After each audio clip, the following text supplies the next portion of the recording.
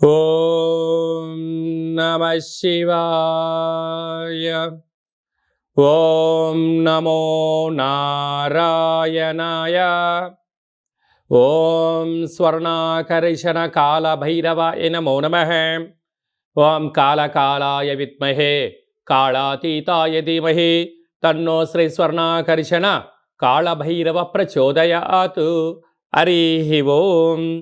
మా ఛానల్కి స్వాగతం. చూస్తున్న వీక్షకులకు ప్రేక్షకులకు ప్రియ కాళభైరవ భగవద్బంధులకి స్వాగతం పలుకుతూ మమ్మల్ని ఎంతగానో ఆదరిస్తూ ఉండబడినటువంటి ప్రియ సోదర సోదరీమణులకు అందరికీ కూడా నూతన ఆంగ్ల సంవత్సర శుభాకాంక్షలు. 2025 సంవత్సరానికి స్వాగతం పలుకుతూ ఈ 2025 సంవత్సరంలో అందరికీ శుభం జయం లాభం జరగాలని కోరుకుంటూ అందరిపైనను నరదృష్టి నివారణ అదృష్టాన్ని కలిగించేటువంటి కాళభైరవ స్వామికి ఆశీర్వాదాలను కోరుకుందాం. అలాగనే 2025 1-1-2-4-6 అనేటువంటి పరిస్థితుల ప్రకారంగా పూర్తిగా కలిపినట్లయితే 5-4-9 అవ్వడం వలన విశేషమైన పూర్ణ సంఖ్య అంటారు.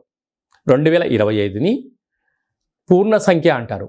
తారీఖును నెలను కలిపినట్లయితే 11 సంఖ్య మంచి లాభ సంఖ్య రాబోతుంది. కనుక ప్రభుత్వ ఉద్యోగ ప్రయత్నం చేసేవారికి, ప్రభుత్వ ఉద్యోగంలో ఉండబడినటువంటి వారందరికీ చాలా శుభ పరిణామము అని గమనించగలగాలి. అలాగనే మనకు ఈ 2025 సంవత్సరము బుధవారం రోజు ప్రారంభమవడం, ఉత్తరాషాఢ నక్షత్రం అవ్వడం వలన విపరీతమైన రాజయోగం అందరికీ కలిసి వస్తుంది అని చెప్పగలగాలి. అలాగా 9 సంఖ్య పూర్ణ సంఖ్య అవడం వలన అనేక మందికి లక్కీ నెంబర్ కూడా 9 సంఖ్య. కొన్ని కోట్ల మంది ఎదురు చూస్తున్న వారందరికీ అదృష్టవంతులు కాబోతున్నటువంటి సంవత్సరం ఇది అని చెప్పి కూడా మీరు గమనించాలి. కనుక ఈ 2025 సంవత్సరంలో ప్రారంభ కాలంలో ద్వాదశ రాశుల్లో గ్రహ గమనాల్ని ఒకసారి వీక్షింపచేద్దాం. వృషభ రాశిలో దేవగురు బృహస్పతి సంచార స్థితి, మిథున రాశిలో విశేషమైనటువంటి మనకు కన్య రాశిలో కుజ భగవానుడు సంచార స్థితి, అలాగనే కన్య రాశిలో కేతు సంచార స్థితి, ధనుసు రాశిలో బుధాదిత్య రాజయోగం రవి బుధ సంచార స్థితి ఉండడం, అలాగనే కుంభరాశిలో శుక్రుడు మరియు శని సంచార స్థితి, మీనరాశిలో రాహు సంచార స్థితితో నూతన ఆంగ్ల సంవత్సర ప్రారంభ కాలంలో గ్రహ గమనాలు ఈ విధంగా ఉన్నాయి. అందరికీ ముందస్తుగా నూతన ఆంగ్ల సంవత్సర శుభాకాంక్షలు. మేషరాశి వారికి ఈ 2025 సంవత్సరం ప్రారంభం నుండి అలాగనే మనకు తెలుగు ఉగాది పండగ నుంచి ఆదాయ వ్యయాలు ఎలా ఉండబోతున్నాయో ముందస్తుగా తెలుసుకునే మానవ ప్రయత్నం చేద్దాం. మేషరాశిలో ఏ నక్షత్రాలు వస్తాయనగా అశ్విని నక్షత్రంలోని 4 పాదాలు, భరణి నక్షత్రంలోని 4 పాదాలు, కృతికా నక్షత్రంలోని 1 పాదం కలిపితే మేషరాశి. చాలామందికి పుట్టినటువంటి కాల సమయంలో డేటా ఆఫ్ బర్త్లో ఉండవు కనుక పేరు యొక్క మొదటి అక్షరాన్ని అనుసరిస్తూ ఆ రాశిని తెలుసుకునే ప్రయత్నం చేద్దాం. చు, చే, చో, లా, లి, లు, లే, లో, ఆ అక్షరాల వద్ద మేషరాశి జాతకులే. మేషరాశి యొక్క అధిపతి కుజ భగవానుడు. వీరికి ఆదాయం 2, వ్యయం 14. అంటే మేషరాశి వారికి ఈ సంవత్సరంలో మే తర్వాత ఏళ్లనాటి శని ప్రారంభం కాబోతుంది. ఆ సందర్భంగా కూడా మనం గుర్తుపెట్టుకొని అనవసరమైన ఖర్చులు అధికంగా ఉన్నాయి, ఆదాయం చాలా తక్కువగా ఉంది కనుక వీలైనంత వరకు ఖర్చులు తగ్గించుకోవడం, ఏదైతే అవసరాల నిమిత్తం కొద్దిపాటి హార్డ్ వర్క్ చేయడం, ధర్మబద్ధంగా ఉండడం, ఆధ్యాత్మికంగా ఉండగలిగితే ఖర్చులను నివారిస్తూ విశేషమైనటువంటి అప్పుల పాలు కాకుండా ఉండడానికి అన్ని జాగ్రత్తలు తీసుకోవాలని చెప్పి జ్యోతిర్విజ్ఞానం తెలియజేస్తుంది. అలాగనే రాజ్యపూజ్యమవుదు 5, అవమానం 7. అనేక బంధువులు సమాజంలో అనేక మంది మీ పైన వ్యతిరేక భావాల ఎక్కువ పరిస్థితుంది కనుక వీళ్ళంత వరకు అనొద్దు, అనిపించుకోవద్దు అని చెప్పి కూడా మీరు గమనించగలగాలి. అలాగనే అశ్విని నక్షత్ర జాతకులకు ఆగస్టు నుండి డిసెంబర్ వరకు మధ్యసున్న కారణం చేత మనోవేదన, అనారోగ్య పరిస్థితి పొంచి ఉంది, తస్మాత్ జాగ్రత్త.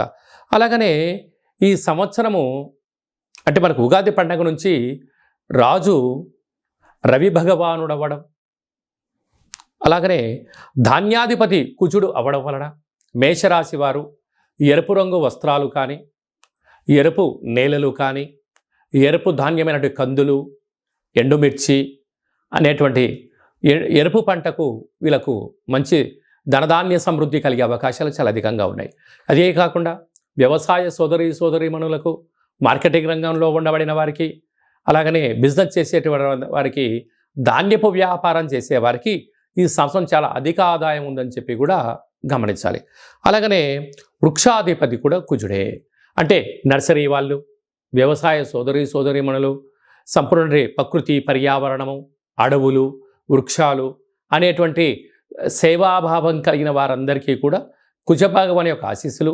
వీరందరికీ మొక్కల ద్వారా ఔషధ వ్యాపారాలు, క్రయ విక్రయాలు చాలా యోగదాయకం అని చెప్పి గమనించాలి.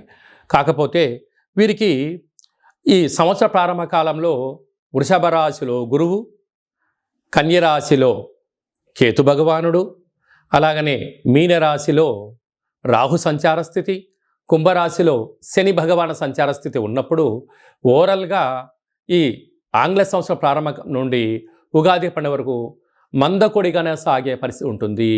కనుక తొందరపాటు నిర్ణయాలకు ఇది అంత సరైన సమయం కాదు. నూతనమైన పెట్టుబడులు, వ్యాపారాలు ప్రారంభించాలి అనుకుంటున్న వారందరికీ ఇది మంచి శుభ తరుణం.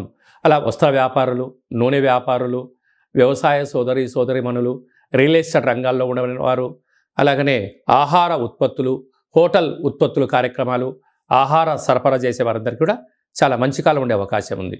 కనుక వీలైనంత వరకు ఈ సంవత్సరంలో మీ ప్రతి నెలలో మీ జన్మ నక్షత్రం రోజున అష్టమి, పూర్ణిమ, అమావాస్య సందర్భంగా దూరావాయు జల ప్రయాణాలు పెట్టుకోవద్దు.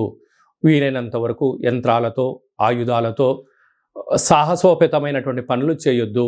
వీలైనంత వరకు మౌనం, సౌమ్యం, ఆధ్యాత్మికత, జీవన శైలి, ప్రతిరోజు సూర్య నమస్కారం చేయడము, ప్రతిరోజు కాళభైరవ మంత్ర సాధన చేయడం కానీ, అష్టకాన్ని వినడం కానీ, కుక్కలకు కానీ, పక్షిరాజు అయినటువంటి కాకులకు ఆహారాన్ని పెట్టడం వలన సకల నరదృష్టి తొలగిపోయి ఏలనాటి యొక్క శని తీవ్రత తగ్గుతుందని చెప్పి కూడా గమనించాలి.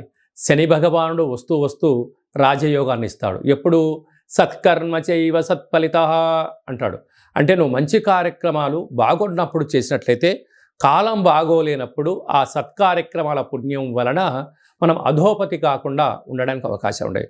దుష్కర్మ చైవ దుష్ఫలిత, నువ్వు ఏమైనా చెడ్డ కార్యక్రమాలు చేసినప్పుడు కాలం అనుకూలంగా లేనప్పుడు ఆ యొక్క ప్రభావం పడి శారీరకంగా, మానసికంగా, ధనపరమైనటువంటి చిక్కులు పొంచి ఉంటాయి అని చెప్పి కూడా మీరు గమనించాలి. కనుక మేషరాశి వారందరికీ కూడా ఎన్నో రకాలమైనటువంటి ఇబ్బందుల కాలంతోనే ప్రారంభమవుతుందని చెప్పి కూడా గుర్తుపెట్టుకోగలరు. అందుకే మనకు ఉగాది పండగ నుంచి 3వ స్థానంలో గురువు, 5వ స్థానంలో కేతువు, లాభస్థానంలో రాహువు, వ్యయంలో శని భగవానుడు ఉంటున్నాడు. కనుక కాలానికి అనుకూలంగా మనము సత్కర్మలు చేయబట్టి మనకు మంచి ఫలితాలు కూడా తెచ్చుకోవచ్చు అని చెప్పి కూడా గమనించాలి.